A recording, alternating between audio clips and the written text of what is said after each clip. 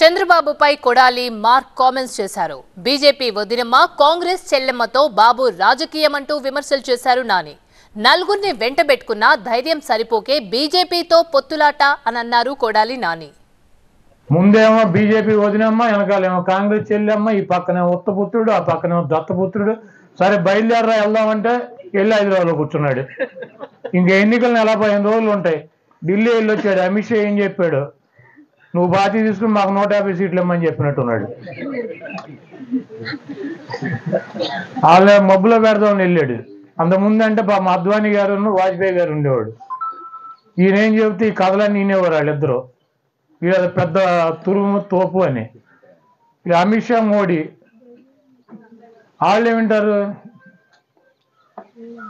గబుక్కుని రమ్మని కానీ వెళ్ళారు. అదే చెప్పినట్టున్నారు. 150 సీట్లు మేము పోటీ చేస్తాం అసెంబ్లీలో, 20 ఎంపీలు మేము చేస్తాం, ఒక 5 ఎంపీలు 20 సీట్లు చేసుకోమని చెప్పినట్టున్నారు. అసలు పిల్లలు ఇప్పుడు కాదంటే ఒక ప్రాబ్లం, అవునంటే ఒక ప్రాబ్లం.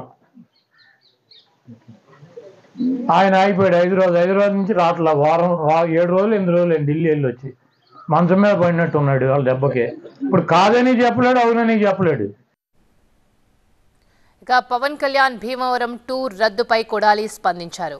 హెలికాప్టర్ ల్యాండింగ్ పర్మిషన్ లేదని పర్యటన రద్దు చేస్తారా అని ప్రశ్నించారు. పర్మిషన్ ఇవ్వలేని చోట పర్మిషన్ అడిగి ప్రభుత్వంపై అబాండాలా అన్నారాయన. ఎమ్మెల్యే అయ్యాక కూడా భీమవరం వెళ్లారంటే హెలికాప్టర్ కావాల్సిందేనా అని సెటార్లు వేశారు. జనంలోకి వెళ్తే అడుగుతారు, మనం ఎన్ని సీట్లు పోటీ చేస్తున్నాం, మనం ఏ సీట్లు పోటీ చేస్తున్నాం. కార్యకర్తలు, నాయకులు అడుగుతారు. ఈయన వాళ్ళకి సమాధానం చెప్పలేడు. వీళ్ళు సమాధానం చెప్పాలని ఢిల్లీ వాళ్ళు చెప్పాలి. ఈయన ఎన్ని చేస్తున్నాడు, ఆయన ఎన్ని చేస్తున్నాడు, వాళ్ళు వేసి వీళ్ళకి ఎన్ని ఇస్తున్నారని. కాబట్టి ఇవన్నీ తప్పించుకోవడానికి నిన్నటి నుంచి చూస్తున్నా. పవన్ కళ్యాణ్ గారు అంటే విమానం, హెలికాప్టర్ అక్కడ దిగలే. విజయవాడ నుంచి భీమవరం వెళ్తాకి ఎంతసేపు పడుతుందంటే 1.5 కారులు వెళ్ళిపోవచ్చు. ఆయన మంగళగిరి నుంచి భీమవరం 1.5 కారులు వెళ్ళిపోవచ్చు. హెలికాప్టర్ ల్యాండ్ అవ్వదికి ఏళ్ళ రేపు భీమవరంలో పోటీ చేసి పద్దాకి భీమవరం వెళ్ళాలంటే ఈయనకి హెలికాప్టర్ ల్యాండింగ్ అయితేనే భీమవరం వెళ్తాడు ఎమ్మెల్యే గారు. కాబట్టి భీమవరం ప్రజలు కూడా ఆలోచించుకోవాలి.